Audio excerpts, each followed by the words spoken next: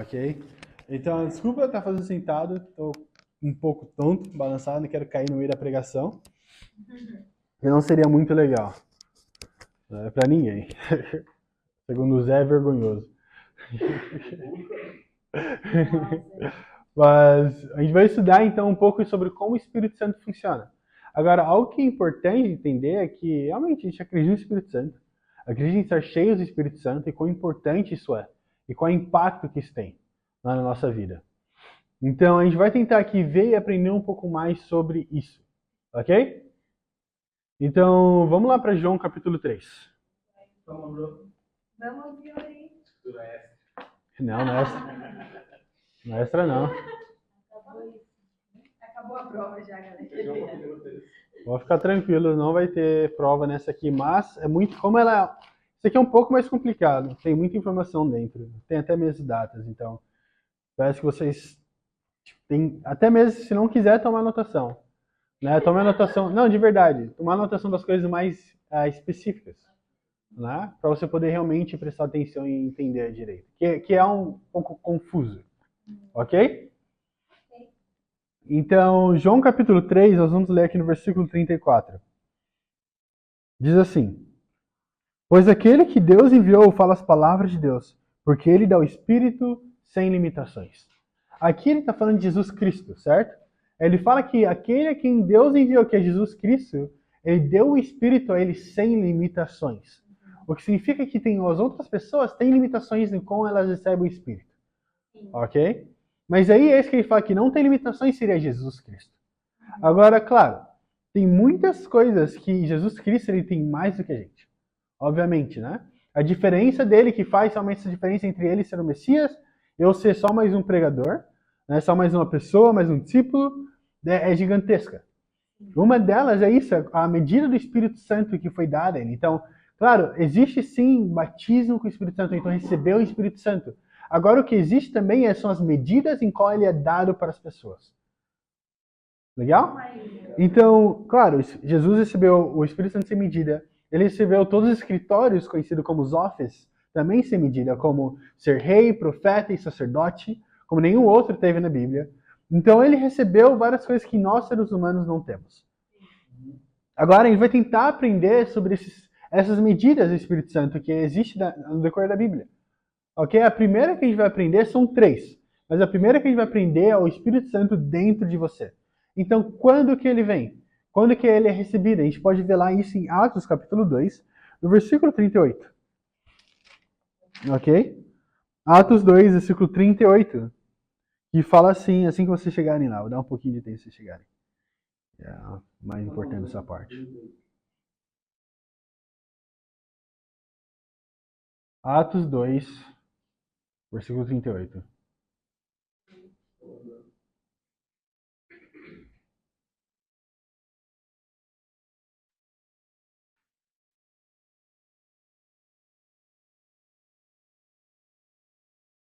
Vamos lá?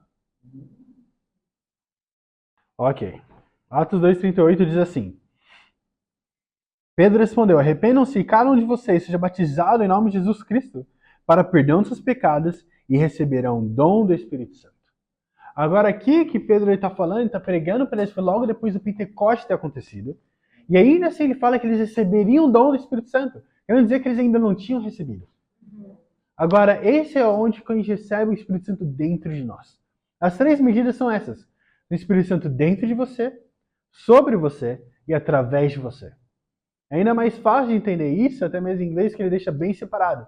In you, on you and through you. Então, dentro, através e acima de você. E a gente vai ver essas ocorrências através da Bíblia. Ok? Agora, a gente acabou de ver aqui o Espírito Santo dentro de alguém, certo? Dentro de você, que é recebido no momento do batismo.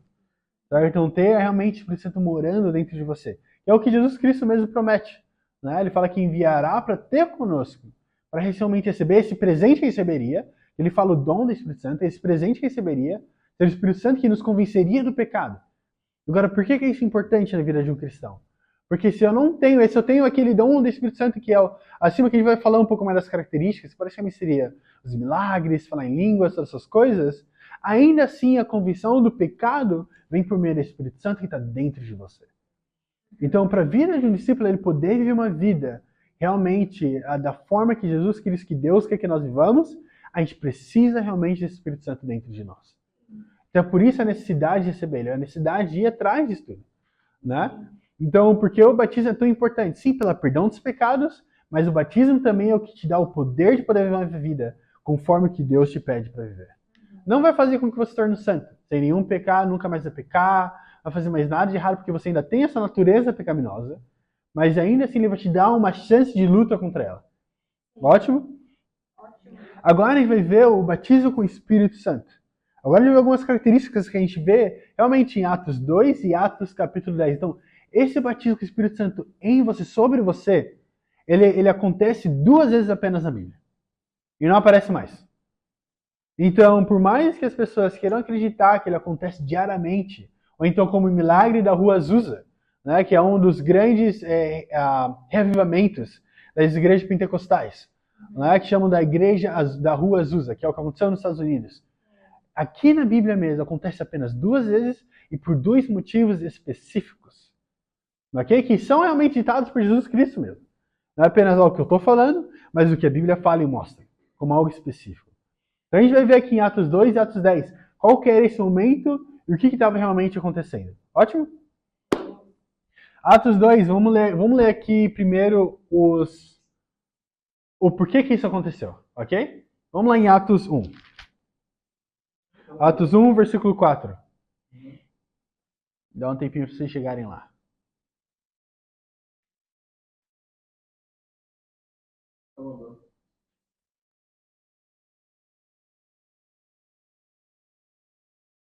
Atos 1, versículo 4. Vamos lá, Yuri. Versículo 4 ao 5. Diz assim: certa ocasião, enquanto comia com eles, deu-lhes essa ordem: não saiam de Jerusalém, mas esperem pela promessa de meu Pai, da qual lhes falei. Pois João batizou com água, mas dentro de poucos dias vocês serão batizados com o Espírito Santo. Então o que ele fala aqui? Ele fala que ele tem uma promessa. Ele dá uma promessa para eles. Fala, pela promessa feita pelo meu Pai. Então, ok, vamos entender o que é uma promessa, né? Então, vamos dizer que eu prometo pro Zé, que Zé, eu vou te dar um sorvete. Eu te prometo dar um sorvete, um Magnum, né, trufado de chocolate, incrível, mano. Aí eu vou lá e eu levo o Zé amanhã pra sair, e vou lá e compro esse Magnum pro Zé, e eu dou pra ele. O Zé ainda tá esperando receber outro Magnum? Não. Por que não? Eu prometi que ia dar pra ele. Porque foi uma promessa, certo? Já foi cumprida. Como as promessas de Deus fez na Bíblia em si. Né? Sobre a vinda de Cristo, já foi cumprida. Não está esperando novamente Jesus Cristo vir para pregar pra gente. Não. A gente já sabe que ele veio. Então, por exemplo, a ideia inteira que foi criada, né, pelo Smith, o cara da igreja do Mormon, é que vai vir uma segunda vinda de Jesus Cristo. Quando isso já foi prometido, já foi cumprido. Então não faria sentido ele voltar agora para as Américas. Mas é interessante que as pessoas entendem isso para a vinda de Jesus Cristo para as Américas como sendo algo estranho, mas não para o batismo com o Espírito Santo. Então, realmente, aqui é uma promessa que foi feita. Agora as pessoas tomam essa promessa e veem ela como um comando. O que é um comando? Algo que você precisa praticar. Você sai da lei e você está fora. Então é visto, infelizmente, desde o século XIX, como um comando dentro das igrejas para provar que você tem o Espírito Santo. Sabe o que é interessante? Nós nunca vimos na Bíblia inteira Jesus Cristo falando em línguas. Isso quer dizer que ele não tinha o Espírito Santo. Mesmo que João 3,34 fala que ele foi dado o Espírito de Deus para ele sem nenhuma limitação. Então, realmente, não é algo que era requerido ou esperado de Jesus, ou esperado dos cristãos ainda mesmo hoje. Foi uma promessa e não um comando feito por Deus. E agora, outra coisa é que foi profetizado. Então era algo que era já predito, já sabia que aconteceria. Né? Então eles foram lá, foi uma profecia feita para eles. Agora, outra coisa também é veio sem um aviso. Olha isso em Atos 2. Em Atos 2, versículo 1. Vamos ler aqui, do versículo 1 até o versículo 4. Olha que interessante o que acontece. Chegando o dia de Pentecoste, estavam todos reunidos num só lugar. De repente veio do céu um som como de um vento muito forte. Encheu toda a casa na qual estavam sentados. E viram que pareciam línguas de fogo, que se assentaram e pousaram sobre cada um deles. Todos ficaram cheios do Espírito Santo e começaram a falar noutras línguas, conforme o Espírito os capacitava. Havia em Jerusalém judeus tementes a Deus, vindos de todas as nações do mundo.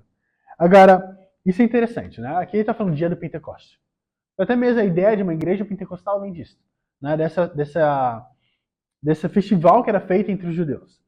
Okay? Então, esse dia de Pentecoste que viria, né? Então, esse revivamento que eles falam que aconteceu novamente na Rua Azusa, em outros tantos lugares, tantas outras igrejas. Agora aqui, ele fala que veio de repente. Agora, eu não sei como que funciona aqui em Moçambique, mas eu lembro muito bem como funcionava em algumas igrejas religiosas que eu fiz parte e que eu mesmo preguei. Então, como funcionava? A gente levava essa pessoa no meio da canção e falava para ela orar para ela ser abençoada com esse espírito, para falar em línguas. Certo? E oravam sobre ela, falavam, você vai falar em línguas agora, vai falar em línguas, não sei o que, não sei o que. E a pessoa ia lá e começava a falar. Certo? E falava nessa língua que ninguém entendia. Eu nunca entendi. Eu sei absoluta que você nunca entendeu ela falando em língua, você, ok, é isso então. Não acontecia dessa forma. Acreditavam que eram línguas dos anjos, certo? Que era um reavivamento ao que aconteceu novamente, que tinha acontecido aqui em Atos 2. Que era a réplica disso, não é certo? Agora, se da forma que aconteceu aqui em Atos 2 deveria acontecer agora, então a gente precisaria ter as características de Atos 2 sendo replicada agora. Correto? É o Pentecoste, não? Então a igreja pentecostal. Então a gente quer que essas mesmas características se repitam, para que a verdade seja realmente uma verdade absoluta. Porque senão o que eu vou começar a fazer, eu vou começar a ir na tangente, no que eu acho.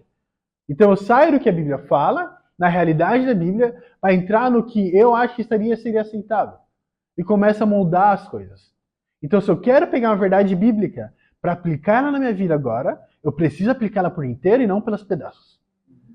Então aqui é o inteiro qual que é? Veio sem aviso. Não tinha ninguém orando para receber esse batismo com o Espírito Santo e falar em línguas. Certo? A outra verdade também que vê aqui é o que eles estavam falando. Olha, vamos ler novamente no versículo 4. Fala, todos ficaram cheios do Espírito Santo e começaram a falar noutras línguas, conforme o Espírito os capacitava. Ok? Então significa que eles estavam falando outras línguas agora. Eles não estavam falando línguas de anjo, não estavam falando uma língua estranha. Na verdade, era uma língua muito conhecida. Como que a gente pode ver isso? Versículo 6. Ouvindo-se o som, ajuntou-se uma multidão que ficou perplexa, pois cada um os ouvia falar em sua própria língua. Atônitos e maravilhados, eles perguntavam, acaso não são galileus? Todos esses homens que estão falando? Então como os ouvimos cada um de nós em nossa própria língua materna? Partos, medos, elamitas, habitantes da Mesopotâmia, Judéia e Capadócia, do ponto e da província da Ásia, Frígia e Panfilha, Egito e das partes da Líbia, próximas a Cirene, visitantes vindos de Roma, tanto judeus como convertidos ao judaísmo, cretenses e árabes. Nós ouvimos declarar as maravilhas de Deus em nossa própria língua. Então, o que estava acontecendo aqui? Eles ouviram as pessoas falar em línguas estranhas. Não. Eles ouviram elas falar em outras línguas. E aí eles começam a perguntar um ao outro, nossa, ele não era da Ábia, não era da Capadócia, não era de Cirene? Então como que eu consigo ouvir ele falar na minha língua materna? Agora, mais importante do que isso, porque vamos dizer que realmente tem alguém falando nessa outro idioma, sem nunca ter estudado ou ouvido. Isso já é incrível, já é um milagre por si só. Agora eles entendiam e o que essa pessoa estava falando. Fala que o que ela estava falando era para declarar as maravilhas de Deus. Então não apenas falar um outro idioma sem ter nem ao menos estudado, eles tinham um propósito pelo qual. Que ele fala, Jesus Cristo na promessa e no mandamento que ele fala para não sair de Jerusalém até que vocês sejam revestidos com poder que vem do alto. Então eles não poderiam realmente sair e pregar realmente nesses países, nesses lugares, sem saber falar essas línguas. Então eles precisavam falar elas, mas não falar qualquer coisa. Não precisa saber falar, que nem a Tânia sabe falar Xangana, por exemplo. Agora, Tânia, o que você sabe falar em Xangana? O que significa? Ok, e outra palavra? O que significa? Outra palavra. Vamos lá, Tânia. O que significa isso? Ótimo. Outra, Tânia. Vamos lá, mais uma, Tânia. Ok, significa o quê? É o quê? O que significa? Significa paleodês. Oh. Agora, ok, vamos dizer que as pessoas estão falando em línguas, né? Aí elas sabem perguntar o nome idade, onde você mora e qual dente dói. Seria útil para levar alguém até o conhecimento da verdade? Então tinha um porquê por trás de tudo isso. Eles não falaram apenas por isso. Agora, o outro porquê que aconteceu, a gente também vê em Marcos capítulo 1, versículo 9. Mais uma... Nossa, estava em Daniel agora. Uau. Marcos 1, versículo 9. Desculpa, inverso. 9 e 1. Perdão.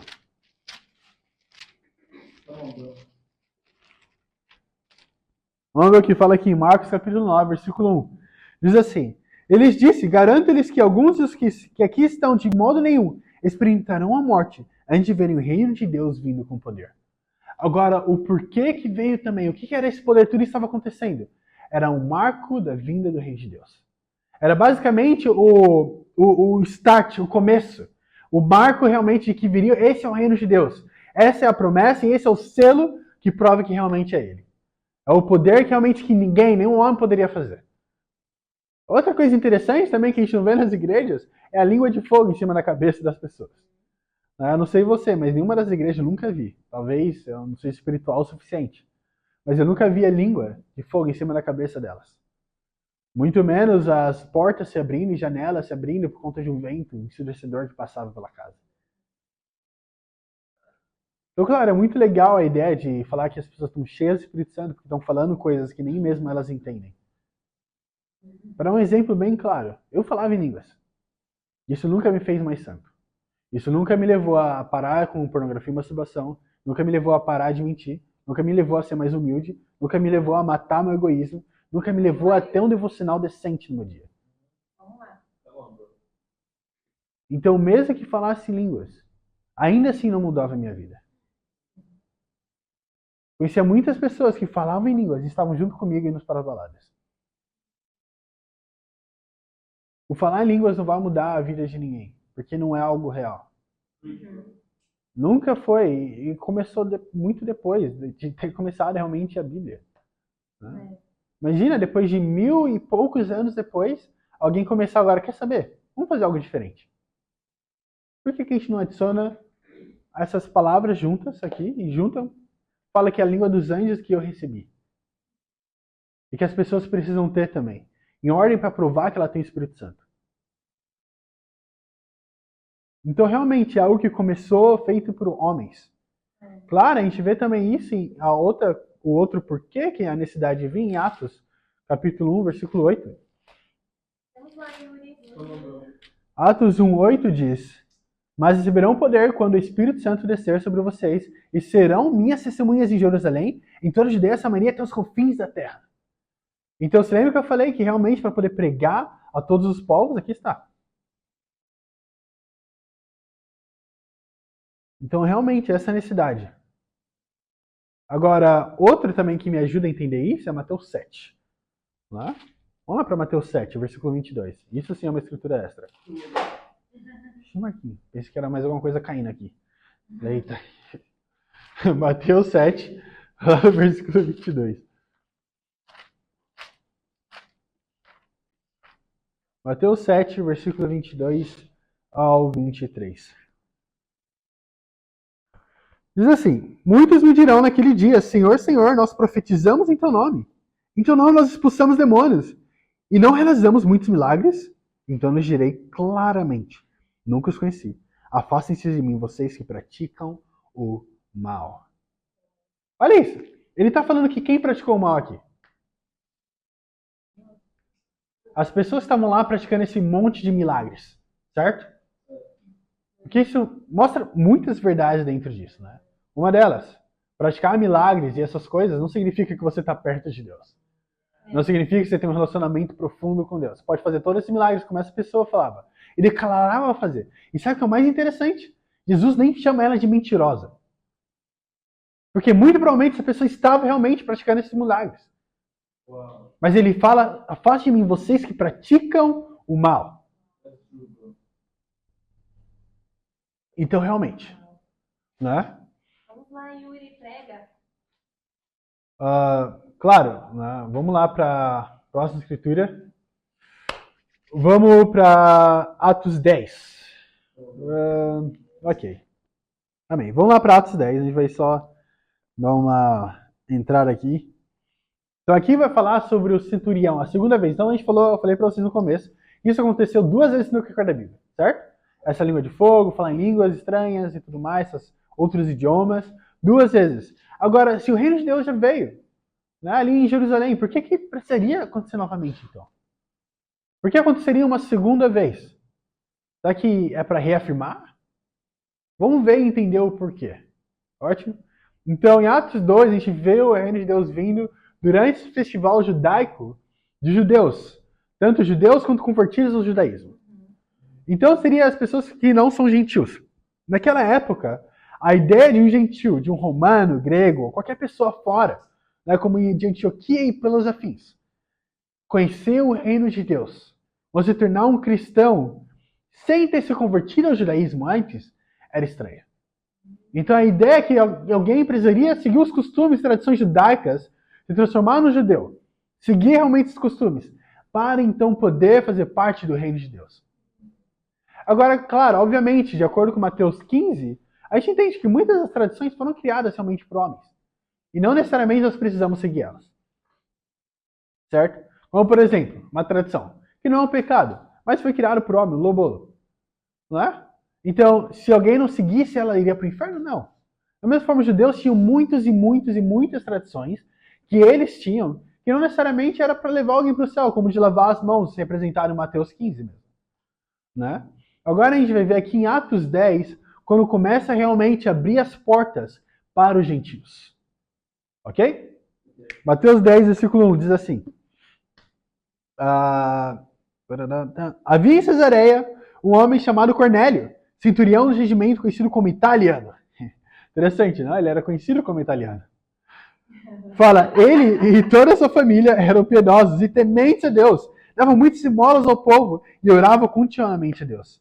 Certo dia, por volta das 3 horas da tarde, ele teve uma visão e viu claramente um anjo de Deus que se aproximava dele e dizia: Cornélio. Versículo 4. Atemorizado, Cornélio olhou para ele e perguntou: Que é, Senhor? O anjo respondeu: Suas orações e esmolas subiram como oferta memorial diante de Deus.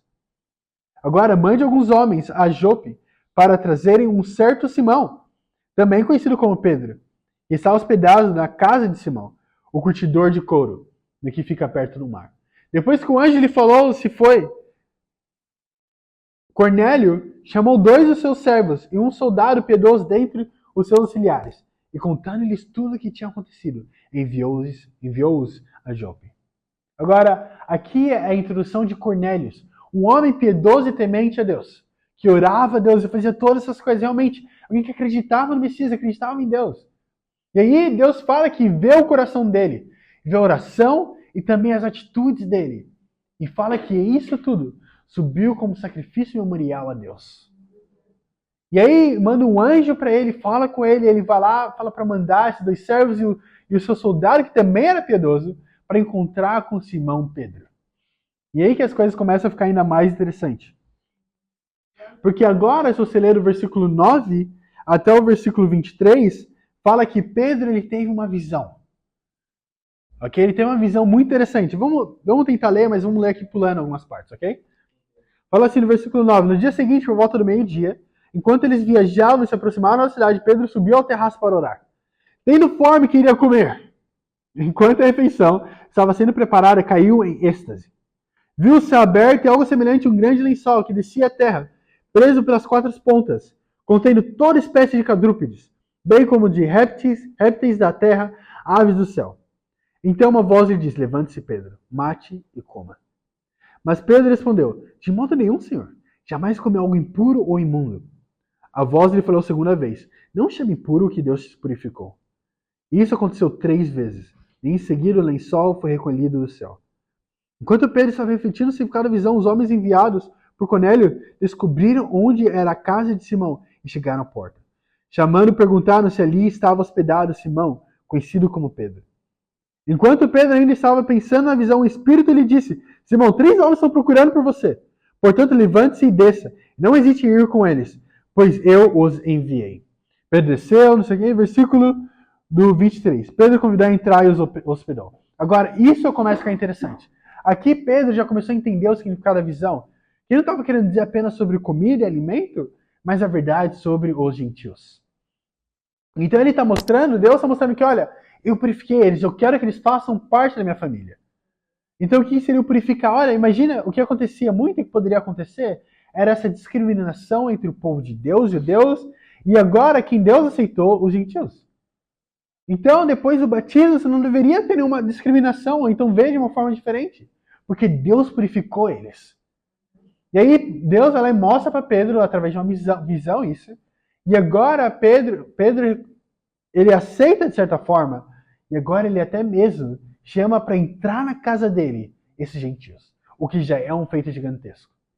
Para os judeus, para comer junto e hospedar alguém que seria um gentil, é algo gigantesco. Seria algo conhecido como até mesmo visto de uma forma terrível. Como Jesus mesmo é visto como pecador, porque ele sentava com as prostitutas, cobradores de impostos e tudo mais. Então Pedro ele faz isso. Agora vamos continuar lendo. Depois Pedro ele vai lá para a casa de Cornélio. E aí, vamos ver no versículo 40. Diz assim: Deus, porém, citou no terceiro dia, que aqui é Pedro pregando para ele, falando para Cornélio, explicando. E versículo 44, ok. Então, logo depois da pregação de Pedro, Pedro explica quem é Jesus Cristo realmente. O evangelho, como tudo funcionava. E aí no versículo 44 fala, enquanto Pedro ainda estava falando essas palavras, o Espírito Santo desceu sobre todos que ouviam a mensagem.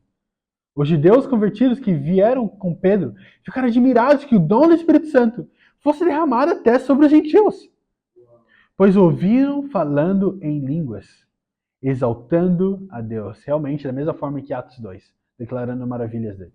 A seguir, Pedro disse, pode alguém negar a água, impedindo que esses sejam batizados? Eles receberam o Espírito Santo como nós. Então ordenou que fossem batizados em nome de Jesus Cristo. Depois pediram a Pedro que ficasse com eles alguns dias. Então o que acontece aqui? Aqui é Pedro. Ele prega para eles e enquanto ele está pregando, fala que o mesmo encontro que acontece em Atos 2 acontece aqui. Então sim, o reino de Deus vem em Atos 2 para os judeus, mas agora é o marco do reino de Deus vindo também para os gentios. Então querendo dizer que a minha casa, eu realmente aceitando todos. O reino de Deus. Aceita também, agora os gentios também podem entrar. E ele mesmo fala, Pedro fala, pode alguém negar a água impedindo que eles sejam batizados? Eles receberam o Espírito Santo como nós.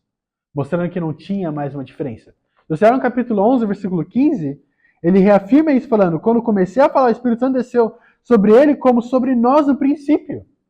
Quer dizer que na mesma forma que aconteceu lá, aconteceu novamente aqui também. Então, quando acontecer novamente, exatamente como aconteceu aqui. Querendo dizer que realmente, eu não posso pegar algo explícito e tirar e falar que esse é o mesmo acontecimento. Cada um dos atos que aconteceram em Atos 2, aconteceram em Atos 10. E se fosse verdade que deveria acontecer hoje, deveria acontecer da mesma forma. Agora, a pergunta que fica é, será que o batismo com o Espírito Santo ainda existe?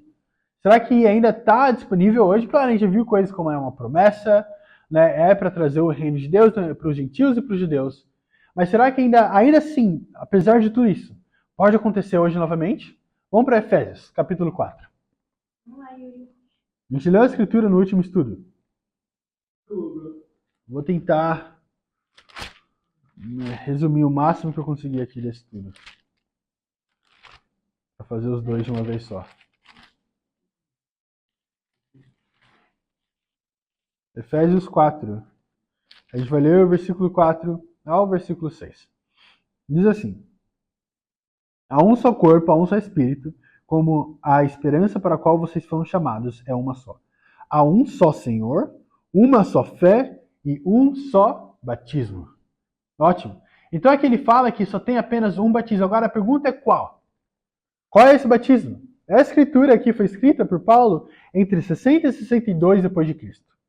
Então quer dizer que qualquer batismo que vem depois disso é o batismo que ele quer dizer que realmente é o único que é o batismo que está válido até hoje.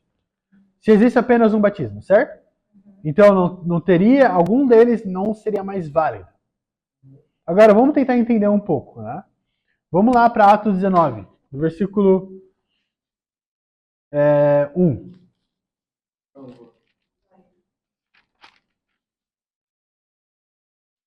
Isso, Atos 19, versículo 1.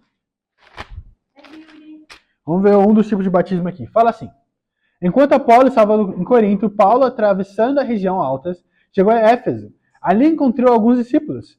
E lhes perguntou, vocês receberam o Espírito Santo quando creram? Eles responderam, nem sequer ouvimos. Ouvimos que existe o Espírito Santo. Então, que batismo vocês receberam? Perguntou Paulo. O batismo de João, responderam eles. Disse Paulo, o batismo de João foi um batismo de arrependimento. Ele dizia ao povo que cresce naquele que viria depois dele, isso é, em Jesus. Ouvindo isso, eles foram batizados em nome do Senhor Jesus Cristo. Então, olha isso.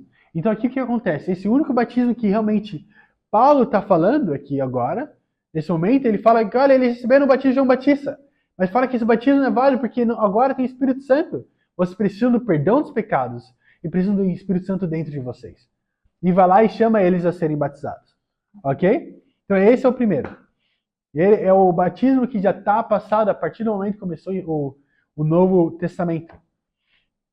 Vamos ver o próximo. Né? O batismo com o Espírito Santo. Então, Atos 2 e Atos 10, a gente vê que foi uma promessa já tinha acontecido, já tinha sido cumprida. Né? Então, realmente, não seria mais. Né? Agora, nós temos um outro batismo que fica, que seria o batismo que Paulo mesmo prega aqui, que é o batismo com água para o perdão dos pecados para receber o Espírito Santo. Então, como que a gente sabe se esse batismo é realmente um batismo válido até hoje? Vamos ver algumas coisas, alguns cenários, né?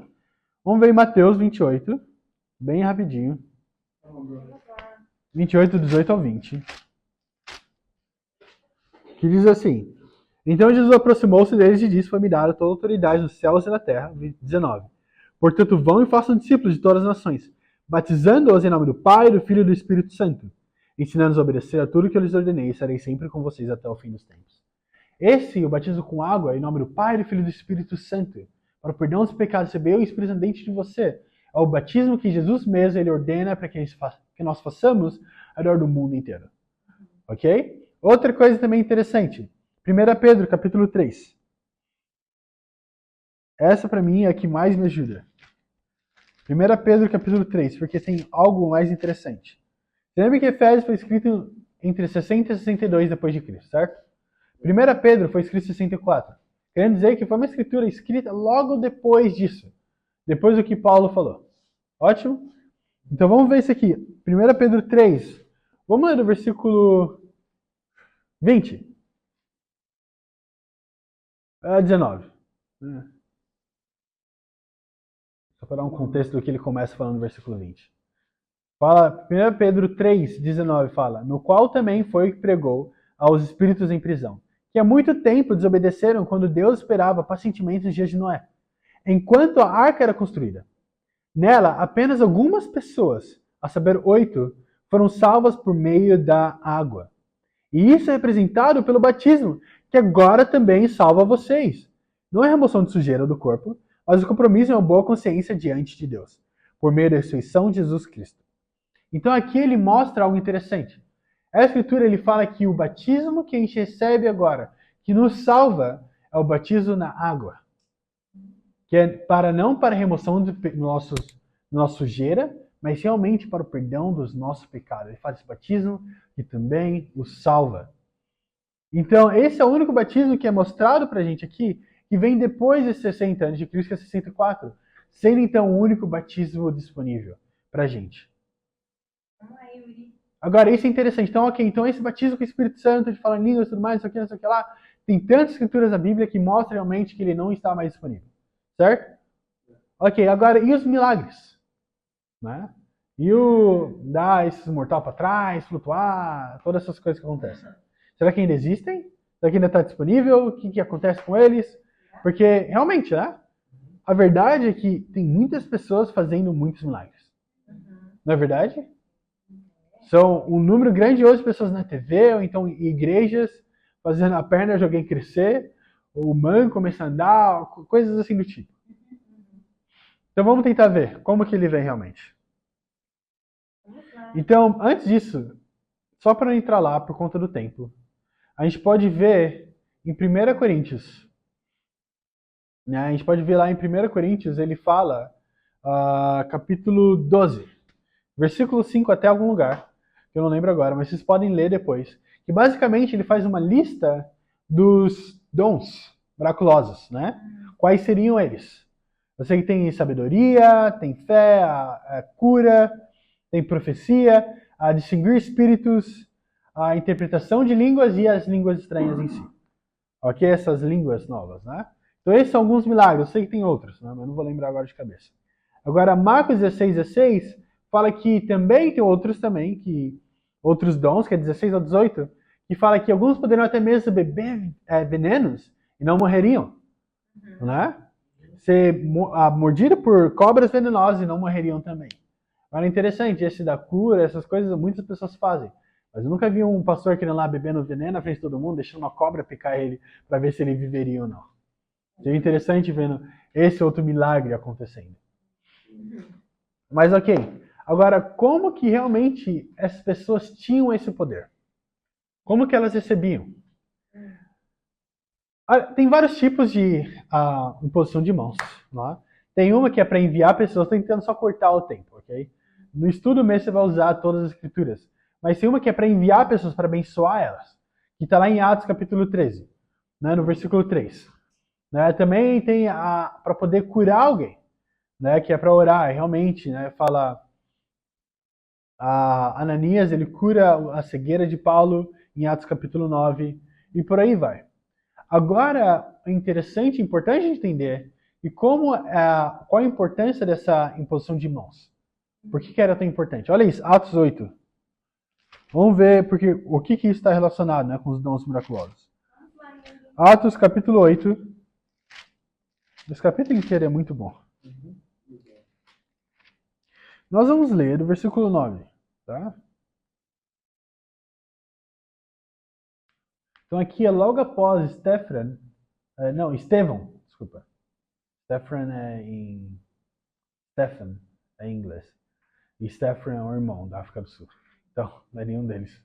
Mas Estevão, ele é apontado como um dos anciões, né, da igreja, mas também, não apenas isso, ele é martirizado no capítulo anterior, no capítulo 4. Né, até mesmo durante o mártir, capítulo 7, perdão. E até mesmo durante o mártir dele, ele mesmo fala que tem uma visão que vê Jesus Cristo sentado à direita do trono de Deus. Que é muito incrível. E aí as pessoas começam a ficar ainda mais nervosas e matam ele. Agora no capítulo 8, a gente vai ler o versículo 9 aqui o que está acontecendo. E olha o que acontece. Fala assim, um homem chamado Simão vinha praticando feitiçaria durante algum tempo naquela cidade, impressionando todo o povo de Samaria. Ele se dizia muito importante, e todo o povo, do mais simples ao mais rico, dava-lhe atenção e exclamava, este homem é o poder divino conhecido como grande poder. Eles o seguiam, pois ele os havia iludido com sua mágica durante muito tempo. Sabe o que é interessante? Aqui dá um grande exemplo de alguém que fazia magia e coisas milagrosas, mesmo assim não era um discípulo, um cristão. Né? Em inglês é interessante porque ele fala, this man is divine power, known as a great power. Então, querendo dizer que essa pessoa tem um poder divino vindo de Deus. Então, mesmo que ele era um mago, ainda assim ele era visto como alguém vindo de Deus. Isso não soa familiar? Né? Então, realmente, ele fazia esses milagres, faziam todas essas coisas. Ele fazia isso tudo pela fama dele. Agora, vamos continuar lendo aqui para ver. No versículo 12, fala, no entanto, quando Filipe lhes pregou as boas novas do reino de Deus, e no nome de Jesus Cristo, creram nele, e foram batizados tanto os homens quanto mulheres. É interessante, quando Pedro ele prega aqui, ele não usa dons milagrosos para poder converter alguém, o que muitas vezes é usado como um tipo de ajuda para que as pessoas sejam convertidas hoje em dia, mas ele apenas prega as boas novas. E muitas pessoas são convertidas e batizadas. O batismo ainda está presente. Mas ele vai lá e fala aqui, creram nele, foram batizados, tanto homens como mulheres, 13. O próprio Simão, o mago, também creu e foi batizado. E seguia Felipe por toda parte, observando maravilhado os grandes sinais e milagres que eram realizados. Agora, é interessante porque antes ele fala que as pessoas que estavam seguindo Pedro, que foram batizadas, foram porque elas foram convencidas e creram no que nas boas novas. Aqui, Simão, no momento do batismo dele, fala que ele seguia Felipe, porque ele estava maravilhado com os dons que ele fazia. Então ele finalmente viu alguém que realmente tinha esse poder divino. E ele seguia por conta disso. Agora vamos ver onde o coração dele é realmente revelado, amém? Vamos aqui. Versículo 14 fala: Os apóstolos em Jerusalém, ouvindo que Samaria havia aceitado a palavra de Deus, enviaram para lá Pedro e João. Estes os chegaram, oraram para que eles recebessem o Espírito Santo, pois o Espírito ainda não havia descido sobre nenhum deles. Tinham apenas sido batizados em nome do Senhor Jesus. Então Pedro e João lhes impuseram as mãos e eles receberam o Espírito Santo. Olha, aqui é muito importante entender quem colocou a mão sobre eles.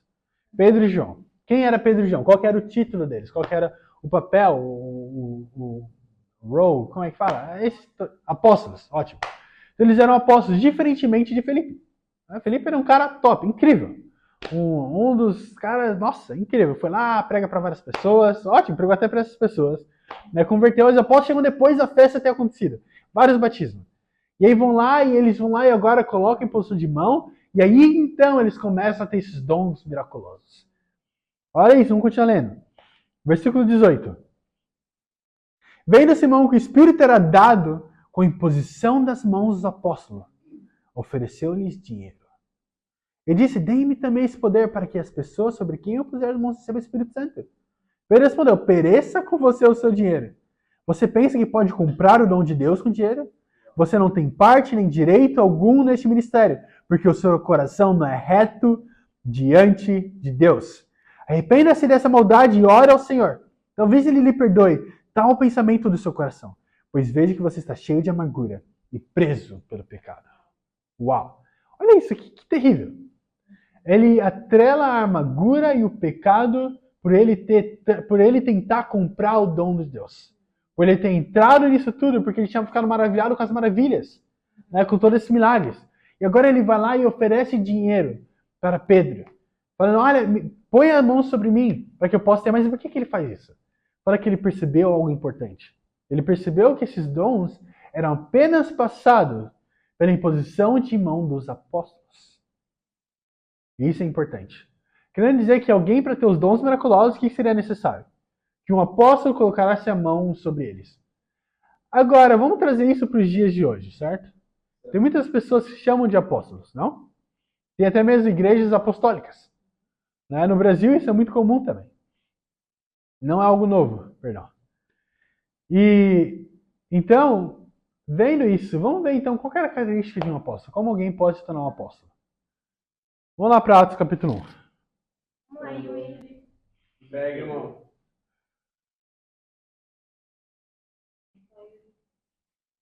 Atos capítulo 1.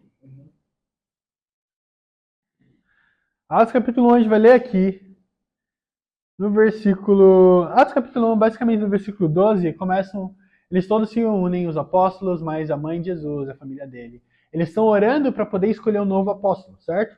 Vamos escolher mais um apóstolo, apontar um deles. Agora, vamos ver qual era o critério para isso. Ok? Vamos ver aqui no final. Versículo 21. Portanto, é necessário que escolhamos um dos homens que estiveram conosco. Então, ok. Primeira coisa que ele fala é que é necessário. Necessário é uma necessidade, algo que não pode existir sem. É como um bolo de laranja sem laranja, não existe isso. Então ele fala é necessário, e ok, agora as condições que ele vai colocar é a necessidade dos ingredientes para que alguém possa ser chamado de apóstolo, ok? Então ele fala, estiveram conosco durante todo o tempo em que o Senhor Jesus viveu entre nós, desde o batismo de João, até um dia que Jesus foi levado dentre nós às alturas. É preciso que um deles seja conosco, testemunha da sua ressurreição. Então o que um apóstolo precisa ter? Andado com Jesus. Fisicamente. Desde o momento do batismo de João Batista. Até mesmo vendo Jesus Cristo. Então quer dizer, ver Jesus morrer na cruz. Ver ele ser ressuscitado. Ouvir ele pregar a palavra de Deus durante aqueles 40 dias. E até mesmo, especificamente, ver Jesus Cristo subindo aos céus nas alturas. Agora, se você conseguir me apresentar alguém ainda vivo hoje que teve essa experiência, parabéns. Você achou um novo Matusalém, que viveu por mais de 2000 anos. Isso não existe. Querendo dizer que não tem mais apóstolos. Então não tem mais esses dons sendo passados. Até mesmo livros fora da Bíblia mostram que realmente os dons miraculosos pararam de acontecer logo após, junto com a morte dos apóstolos também. Próximo do 90 depois de Cristo. Então eles morreram, ok, incrível, então quer dizer que não vai ter mais. Eu vou passar a data exata para vocês. Eu não tenho exatidão, mas eu passo, mando lá no grupo para vocês. A data aqui. Mas realmente mostra que realmente depois os apóstolos morreram. Pouco tempo depois, que as pessoas que eles impuseram a mão, morreram também, e aí esses dons não eram mais praticados. Agora, por que era a necessidade desses dons? E por que eles pararam então? E essa é a grande pergunta que fica. Né? Se eles pararam, então por que não continua? Por que a gente não ainda usa eles? Né? Seria incrível poder realmente ver pessoas sendo curadas, ou então ser mordido por algo venenoso e não morrer. Isso ajudaria muito para beber águas que são, né, meio duvidosas e não ter um problema. Mas vamos lá para Coríntios. Vamos para.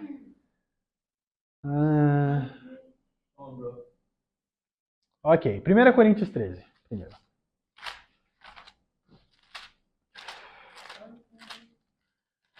1 Coríntios 13.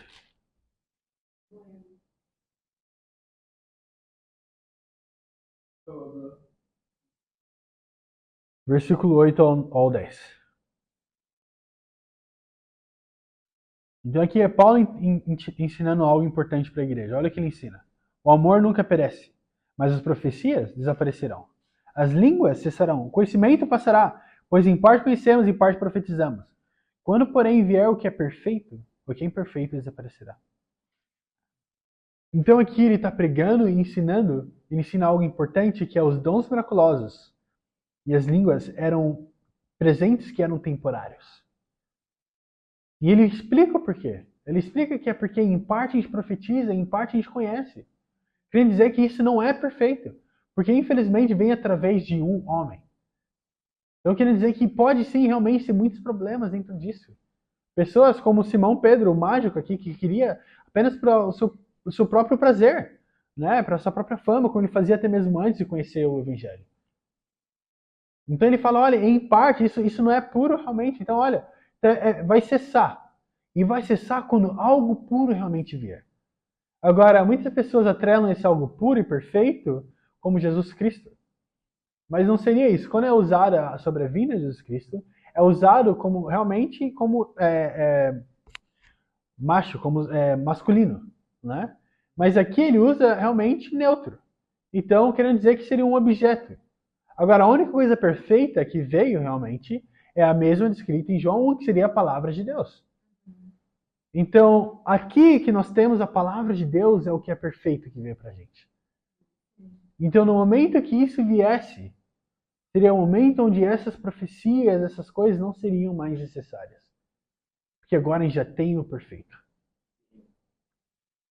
Ok? Agora, vamos ver para que servia. Né? Vamos ver para que servia aqui. Vamos lá para 1 Coríntios 14. Vamos para o versículo 22.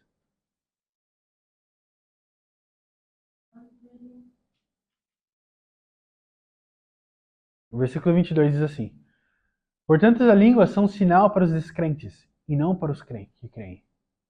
A profecia, porém, é para os que creem, não para os descrentes. 1 Coríntios 14, versículo 22. Então, o que ele fala aqui? Ele fala que a necessidade das línguas e tudo mais era um sinal para aqueles que não creem. E as profecias para aqueles que já creem, para poder continuar firmes na fé. Né? Então, não para algo não. Então, para ter alguém que não acredita, para acreditar. Então, isso seria usado realmente o dom de línguas. Por isso, realmente, eles declaravam, eles pregavam a palavra de Deus. Era essa a necessidade. Agora, para poder levantar e edificar a fé deles, era usado realmente os milagres, as profecias. Agora, a Bíblia ela já cumpre todas essas necessidades. Porque você lembra que ele fala que é para dar fé? Agora, a Bíblia fala também que a gente pode ter mais fé por meio de onde? Por meio da palavra de Deus. Né? Então, por meio da palavra de Deus, é onde a gente tira a nossa fé hoje. É de lá que vem. Agora a gente pode ver uma escritura para terminar aqui em 2 Tessalonicenses, capítulo 2. Versículo 9. Então, claro, no estudo vocês vão ler ela em português, mas eu quero ler ela em inglês e em português, porque só para dar uma explicação melhor, que eu acho que em inglês ela deixa ainda mais explícito.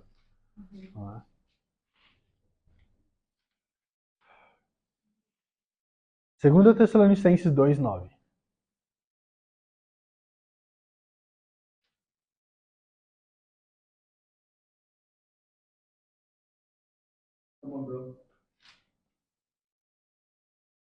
Quer que eu leia em português? Pode ler, do 9 até o 12. A vinda desse perverso é segundo a ação de Satanás, com o poder, com sinais e com maravilhas enganadoras.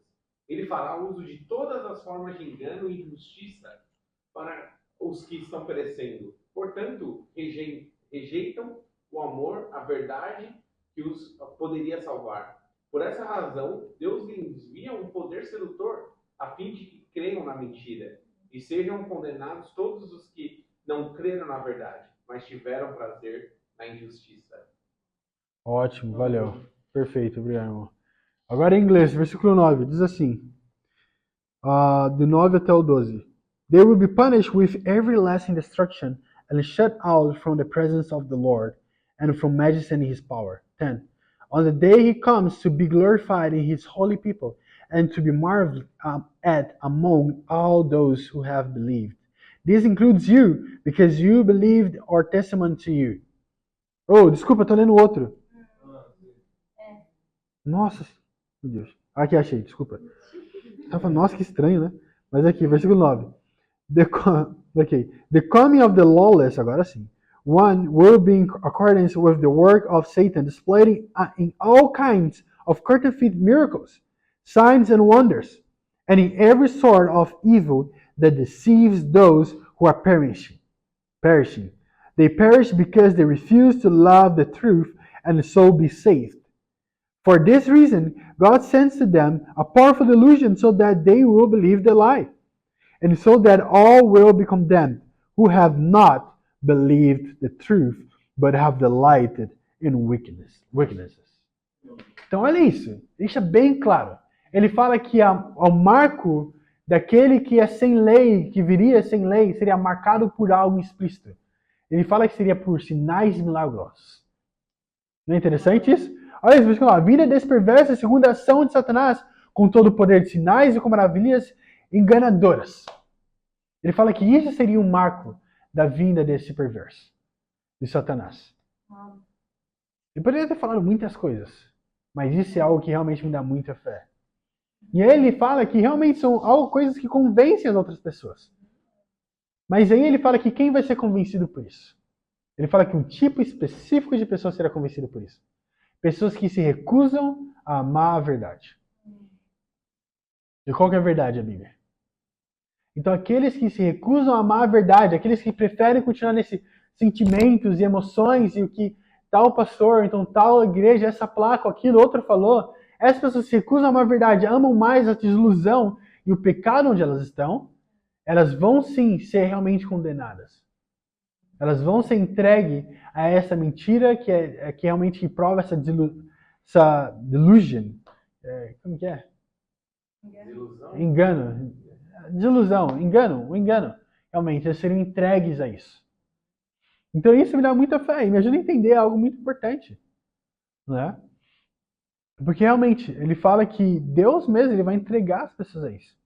Ele fala que isso vai acontecer para aqueles que não acreditaram na verdade, mas em vez disso aproveitarem e até mesmo tiveram prazer na injustiça. Então isso me ajuda muito a ter fé e entender aonde eu estou. Agora, claro, né? Se a gente for um pouco para poder entender, sempre que a gente falou aqui, realmente, ok, então, os milagres são para dar mais fé, realmente a Bíblia é a que dá fé, sim. Romanos, capítulo 10, né? Agora, só para terminar mesmo, né? Romanos 10, 17. Romanos 10, 17 diz assim: consequentemente, a fé vem por se ouvir a mensagem, e a mensagem ouvida mediante a palavra de Cristo. Então, de onde que vem a fé? Para mim e para você, pela palavra de Deus. Não vem por meio de sinais miraculosos ou coisas assim do tipo, mas realmente por meio da palavra de Deus. Então, para Deus seja a glória. Amém.